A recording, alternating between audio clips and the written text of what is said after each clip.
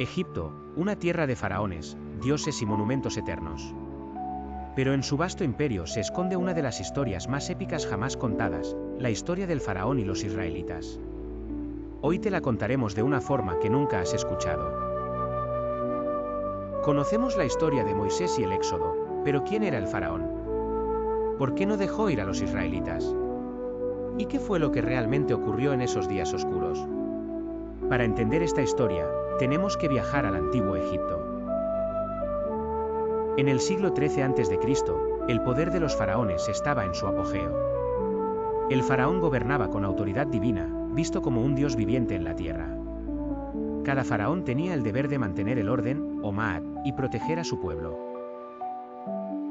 Entre la vasta población de Egipto, había un grupo que vivía bajo su yugo, los israelitas. La Biblia nos cuenta que estos descendientes de Jacob habían llegado a Egipto siglos antes, en busca de refugio durante una hambruna, pero con el tiempo, se convirtieron en esclavos. ¿Realmente eran esclavos los israelitas? Algunos historiadores sugieren que no todos eran esclavos, sino más bien una clase baja de trabajadores forzados. Lo cierto es que vivían en condiciones extremas bajo el mando del faraón.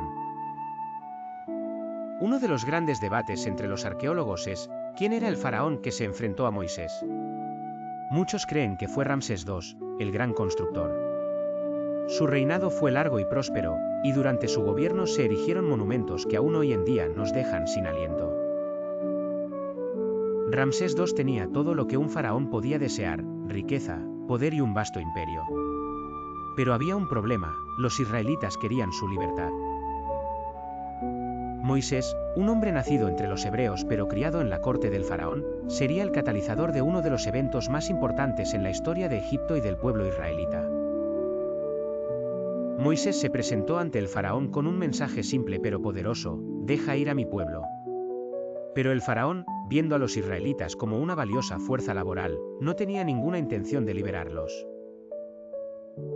La Biblia describe cómo el faraón endureció su corazón y resistió las advertencias de Moisés.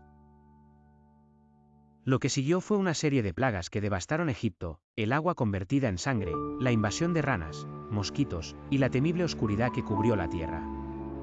Pero, ¿fueron estas plagas eventos sobrenaturales o desastres naturales exagerados por la narrativa bíblica? Algunos estudiosos sugieren que fenómenos naturales, como cambios climáticos o erupciones volcánicas, podrían haber contribuido a algunas de estas calamidades. Finalmente, llegó la plaga más temida, la muerte de los primogénitos. Incluso el hijo del faraón murió, y esto llevó al gobernante egipcio a ceder. Moisés y su pueblo fueron liberados. Moisés condujo a los israelitas fuera de Egipto, pero no fue un escape fácil. El faraón, furioso por haber perdido a su mano de obra, los persiguió hasta el Mar Rojo. El milagro del Mar Rojo ha sido uno de los momentos más icónicos de la historia. Pero incluso hoy en día, los historiadores y científicos debaten si esto fue un acto de intervención divina o si podría explicarse por fenómenos naturales, como vientos poderosos que retrocedieron las aguas. Tras la liberación, Moisés guió a su pueblo hacia la tierra prometida, un viaje de 40 años por el desierto. Pero la historia del faraón y los israelitas no termina aquí.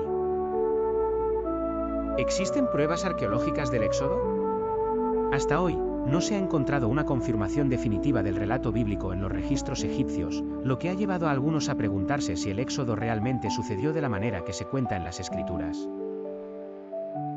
Algunos creen que el Éxodo fue una combinación de varios éxodos pequeños o que se exageraron a lo largo de los siglos. Otros sugieren que los hebreos eran un grupo nómada que evolucionó dentro de las fronteras de Canaán. Al final, la historia del faraón y los israelitas es una mezcla de mito, historia y fe. Para algunos, es una prueba de la intervención divina, para otros, es un reflejo de los desafíos de la humanidad. Lo que es indiscutible es que esta narrativa ha dejado una marca profunda en la historia, la cultura y la religión. La historia del Éxodo sigue viva, no solo en los textos religiosos, sino en las preguntas que todavía nos hacemos hoy: ¿qué pasó realmente en esos días? ¿Y cómo cambió para siempre el destino de Egipto y de los israelitas?